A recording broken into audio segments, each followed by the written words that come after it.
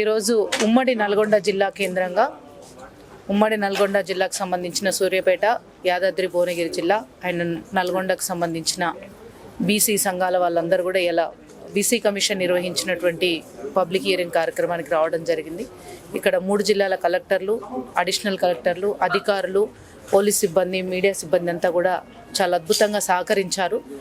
దాదాపు ఒక 6-7 గంటల పాటు ఈ సమావేశం నిర్వహించడం జరిగింది. వివిధ కులాలకు సంబంధించినటువంటి వాళ్ళు రావడంతో పాటు వాళ్ళకు సంబంధించినటువంటి పరిస్థితులు, స్థితిగతుల మీద వాళ్ళ ఆవేదనను వ్యక్తం చేయడం జరిగింది. కొన్ని కులాలు వాళ్ళ పేర్లు మార్చమని, కొన్ని కులాలు మా కులానికి గుర్తింపునివ్వమని, కొన్ని కులాలు మాకు విద్యాపరంగా, ఉద్యోగాల పరంగా అన్యాయం జరుగుతుందని, కొన్ని కులాలు మేము ఆర్థికంగా నిలదొక్కుకోవడానికి వెల్ఫేర్ అండ్ డెవలప్మెంట్ కార్యక్రమంలో భాగంగా మాకు నిధులు కేటాయించాలని, ఇంకా కొంతమంది రాజకీయంగా వెనుకబాటుదనాన్ని గుర్తు చేస్తూ మాకు రాజకీయంగా కూడా రిజర్వేషన్లు కల్పించాలనేటువంటి విధంగా చెప్పడం జరిగింది. ఈ అంశాలన్నింటినీ కూడా బీసీ కమిషన్ పరిగణలోకి తీసుకుంది. వీటన్నిటిని కూడా త్వరలోనే అన్ని జిల్లాలు, ఇవాళ ఇది 6వ జిల్లా, గతంలో మేము ఒక 5 జిల్లాలు పర్యటన చేశాము. తర్వాత మళ్ళీ 5 జిల్లాల్లో భాగంగా ఇవాళ 6వ జిల్లా నల్గొండ జిల్లాకు రావడం జరిగింది. మిగతా 4 జిల్లాలు అంటే తెలంగాణలో ఉన్న ఉమ్మడి 10 జిల్లాలలో 6 అయిపోయినాయి, ఇంకా 4 ఉన్నాయి. అవి కూడా కంప్లీట్ అయిన తర్వాత బీసీ కమిషన్ ఆఫీసులో బీసీ కమిషన్ చైర్మన్ గారు, మెంబర్ సెక్రటరీ అందరూ కలిసి కూడా ఈ అంశాల పట్ల ఒక పూర్తి స్థాయిలో ఒక రిపోర్ట్ తయారు చేసి ప్రభుత్వానికి ఇవ్వడం జరుగుతోంది. తెలంగాణ బీసీ కమిషన్ తరపున ఈరోజు ఉమ్మడి నల్గొండ జిల్లాలో బహిరంగ విచారణ జరిగింది. ఇందులో ఉదయం 10:30 నుంచి ఇప్పటి వరకు కూడా ఈ బహిరంగ విచారణలో వివిధ కుల సంఘాల వారు పాల్గొని వాళ్ళ కులాల పరిస్థితి గురించి సవివరంగా వివరించడం జరిగింది. వారి సామాజిక పరిస్థితి, ఆర్థిక పరిస్థితి, ఈ విషయంలో వారు అన్ని విషయాలను నేడి తెలపడం జరిగింది. వారు కొన్ని సూచనలు కూడా చేయటం జరిగింది. ఆ సూచనలను పరిగణనలోకి తీసుకొని బీసీ కమిషన్ ఒక సమగ్రమైన నివేదికను తయారు చేసి రాష్ట్ర ప్రభుత్వానికి సమర్పించడం జరుగుతుంది. కొన్ని కులాల వారు తమ కులం పేర్లను మార్చాలనేసి చెప్పడం జరిగింది. ఆ విషయాన్ని కూడా పరిగణనలోకి తీసుకోవటం జరుగుతుంది. అదేవిధంగా బీసీ అట్రాసిటీస్ యాక్ట్ కూడా ఒకటి రావాలి.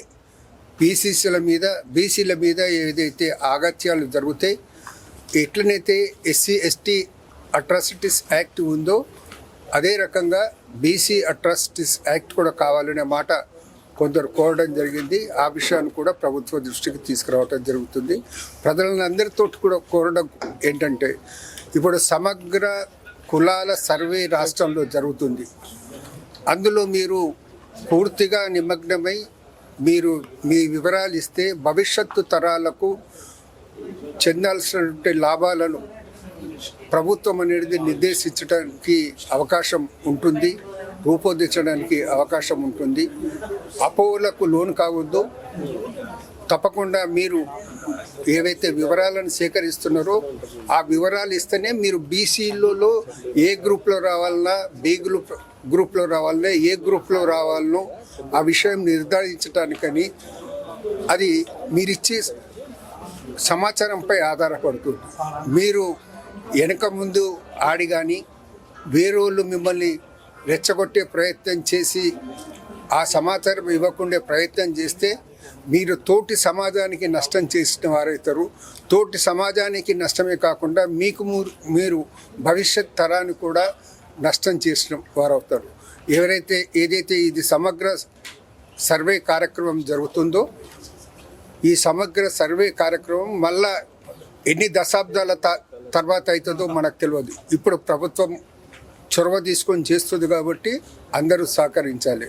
ముఖ్యంగా ఉమ్మడి నల్గొండ జిల్లాలో ఇప్పటికే నల్గొండ డిస్ట్రిక్ట్లో 80%, సూర్యాపేటలో 68% నుంచి 69% వరకు, భువనగిరి డిస్ట్రిక్ట్లో కూడా 65 to 66% అనేది ఇప్పటివరకు కంప్లీట్ అయింది.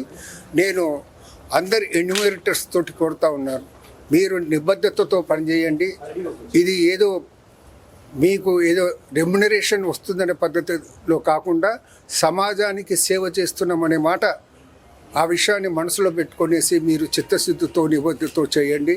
ఈరోజు ఈ కార్యక్రమాన్ని ఇంత విజయవంతంగా చేసినటువంటి ఇక్కడ జిల్లా యంత్రాంగానికి, అదేవిధంగా పోలీస్ డిపార్ట్మెంట్ వారికి కూడా, పత్రికా విలేకరులకు కూడా, వివిధ కుల సంఘాల వారు కూడా వచ్చి వారి అమూల్యమైన సలహాలు ఇవ్వటం జరిగింది. వారికి కూడా నేను కమిషన్ తరపు నుంచి కృతజ్ఞతలు తెలుపుతా ఉన్నాను. Thank you.